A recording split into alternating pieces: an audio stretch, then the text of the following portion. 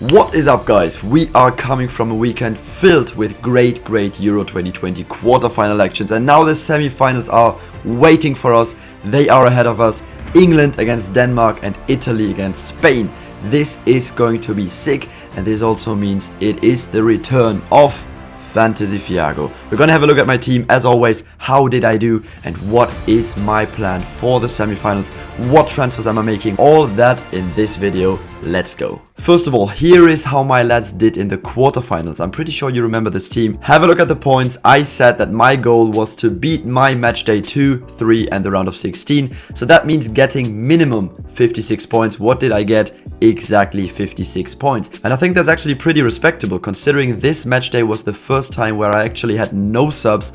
All the other match days I always had 15 players. This time I had exactly 11 players, so I couldn't sub on anyone, and I still managed to have my second best match day so far. Of course, overall not an insane unbelievable match day. 56 points is decent, but for this team I'm pretty happy. I still dropped down a couple places. I think I'm now place 613 or so of 8,000 people in our FBArmy league, which is still decent. And I have to say that day 1 was actually not amazing for me. I had 28 points before the England game, and those 3 players got me another 28 points to take my score to 56 that match day.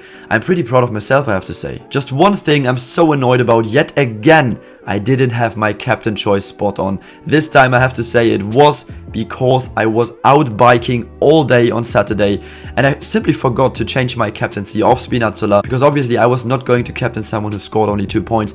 I was going to captain Kane, Sterling or Shaw, one of the England players for sure. Yeah, I simply forgot about it. Gonna have to do better next time. And talking about next time, let's get into it. We're building our team for the semi-final. Here we are on the transfer market, and we see that I was pretty spot on with my choices of who's gonna go through, and that meant only Seferovic of my starting 11 went out and needs to be replaced. Of course, there is my bench with 4 players still knocked out from the round of 16, and then sadly also Spinazzola has to be replaced because he's injured. So 6 players have to be replaced this time, but we can only make 5 free transfers. I don't think I will take any minus points this time, because I have something different in mind that doesn't require me to take any hit. I'm gonna show you. So first of all, the formation will stay the exact same, 4-4-2. Yet again, there's no need to change it. And now, who are we going to replace? Obviously, it makes sense to take out the most expensive guys first that are knocked out. Memphis Depay will be the first player gone.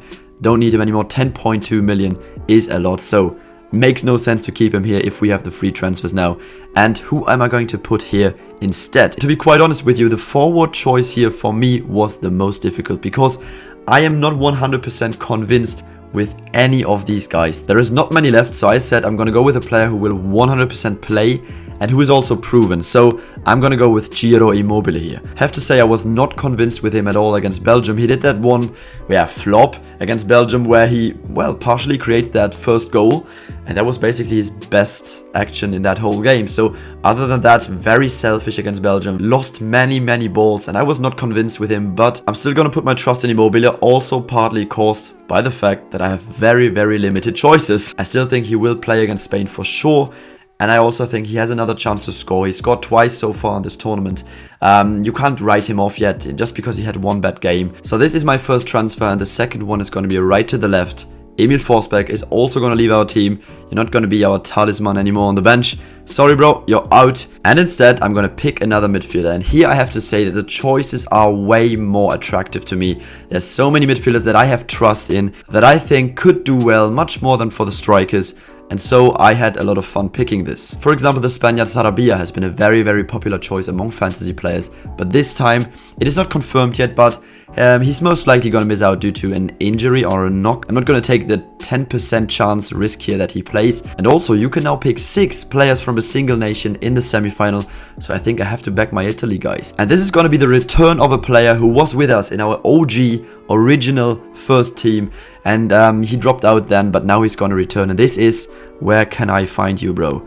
Federico Chiesa. Oh damn. Against Belgium, he got the chance ahead of Domenico Berardi, and I have to say he didn't score many points, only 2 points, but if you watched him, you see that he was so dangerous, posed a real threat all of the time to the Belgium defense, and I am pretty confident that he can also get some end product against Spain, right? He also decided the game against Austria already where he came on, but this was actually the second time that he could start after the rotation game against Wales.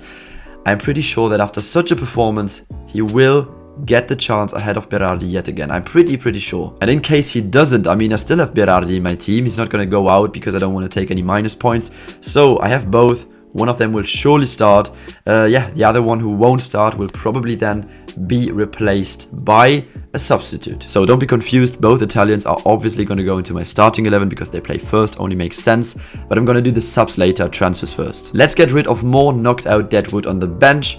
Denzel Dumfries, my guy, you've been playing amazing in this Euro, but now you're knocked out. I'm sorry, but you are also out of our team.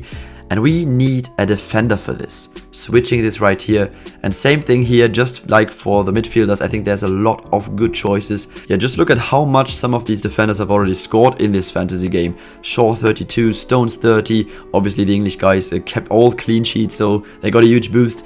And who am I going to pick? I have to say that Luke Shaw, Shawberto Carlos as they call him in England, Joachim Mähle and also Jordi Alba are definitely going to stay in my team. So these three are nailed. Leonardo Spinazzola, injured sadly, will be transferred out. But who's going to be the fifth defender in here? I have made up my mind, and I think it's going to be an England guy after 5 clean sheets in a row.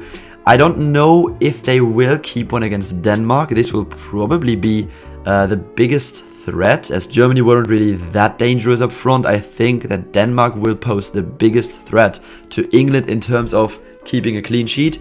I'm still going to go with an England defender though. I'm going to go with John Stones here. I'm going to go with him, 5.8 million. Well, we have enough budget anyway. Got 30 points so far, and that is because he started every single game. Did nothing offensively, but just kept a clean sheet in every single game. I remember he hit the post against Scotland though with a header. So he had some actions where he was close to scoring. So I can see him scoring headers just like Maguire did against Ukraine. Yeah, why did I not pick Maguire? I think it was really 50-50. Maguire is even a bit cheaper, and he even scored against Ukraine. I don't know, I just had a feeling that Maguire has scored his goal now. It might be John Stones' time now. So this was really 50-50. Gut feeling said John Stones for me, and my gut feeling was right last time when it came to England players. So who am I to not trust my gut feeling yet again? So this is it for the knocked out bench players that I transfer out. I'm not going to remove Robin Olsen here because I only have 2 transfers left, not 3. I'm going to replace Spinazzola and Seferovic, way more important in my opinion than having a second goalie, because I can't really see any of the 4 goalies definitely keeping a clean sheet. So getting a substitute goalie in here while keeping either Spinazzola or Seferovic in our team doesn't make sense to me. I'm just going to go with Donnarumma if he keeps a clean sheet. Amazing. If he doesn't, not a huge problem, because for me it's much more important to have another option in defense and up front, as I think the potential for those guys to score more points than 6 is simply higher. So talking of the defense, we are going to remove Leo Spinazzola, get well soon. And guess what? I'm actually going to be putting another Italy player in here. Look, I could have gone with the England centre-back partnership and added Harry Maguire next to John Stones and also Luke Shaw. But you know how much I value creative defenders, well, mostly fullbacks in this fantasy game. They've done so well for me in this game. I simply need another fullback, and I also want a player that barely anyone is picking. This player is going to be... Is he even in there? Yes, he is. Only 7 points so far. Emerson from Italia. He is probably going to be, well, probably 95% going to be Spinazzola's replacement at left back. So it doesn't matter at all that he has barely played and scored so far. Only played in the rotational game against Wales. He played 90 minutes. He got subbed on for Spinazzola, obviously, in the game against Belgium. Played the last 11 minutes. Now I am almost, I would even say 99% he's going to play. He's only selected by 1% of the players. I'm pretty sure that number will still increase as people finish their squads for the semis and they realize that Emerson is going to play. But as long as this number stays as low as possible, I'm happy, because I think he's not as good as Spinazzola obviously, but he has a similar offensive output. He's probably even more attacking than Spinazzola. and he will get the chances. He will definitely get the chances to create, to do something, maybe even to score, because he will most likely fulfill that same role Spinazzola has done so well in before. And if he just comes close to Spinazzola's level, I think Emerson has a realistic chance to get offensive end product. And also, just because Italy conceded in their last 2 games, both not from open play by the way, corner kick and penalty, that doesn't change the fact that this Italy defense is still, the second best in this tournament. So clean sheet is always possible. So now we have the defense nailed. We also have the midfield spot on. There is just one player that needs to be replaced now, and this is, as I said earlier, Haris Seferovic. And I have to return to choosing one of these strikers, which is for me, as I said, very tough, as I don't really know. For example, will Paulsen start next game? Is he already fit enough? Will Dolberg start again after getting good performances? This is very uncertain for me, so I've decided I'm going to stay away from the Danish attackers. Only Braithwaite will 100% play, but still I'm going to stay away. Also keeping in mind that England still haven't conceded yet, even though that might change against Denmark, but still, going so strongly against an England clean sheet after what they've played so far is not the smartest bet in my opinion. So no Denmark attackers for me. I already have Harry Kane and there's no other English forward who will surely start. These two will probably not start. I've already got Immobile and there's no other Italian forward who will start probably. So I saw myself forced to go with a Spanish attacker, although I don't think they will beat Italy. But I'm going with Alvaro Morata this time. 9.1 million and selected by 20% of the players, which is pretty much actually. Don't get me wrong, you know I love Morata and what he does for the team. I think that is not respected enough. But I'm simply not convinced with his Spanish team. Yes, they are in the semis, they deserve respect. And they had these 2 games where they scored 10 goals, of course impressive. But after watching them against Switzerland, not being able to score against 10 Swiss players for 45 minutes, I'm not very convinced with their attack. Nevertheless, out of all these remaining options, I obviously do think Alvaro Morata is the best pick, otherwise I wouldn't have picked him. I hope he gets another penalty, maybe. Well, I don't hope it because I want Italy to go through, but Fantasy Fiago hopes that Morata is on penalties again, despite already having missed one against Slovakia, right? Yes. So, Morata, for me, one of my lowest conviction picks, if that's a phrase. I'm playing him alongside Immobile. They are opponents, still playing both. So yes, it sounds weird that I'm going with a Spanish forward despite backing Italy in defense and in goal. But I mean, had I picked a Danish forward, I also have 2 English defenders. Wouldn't have made any difference at this stage of the game.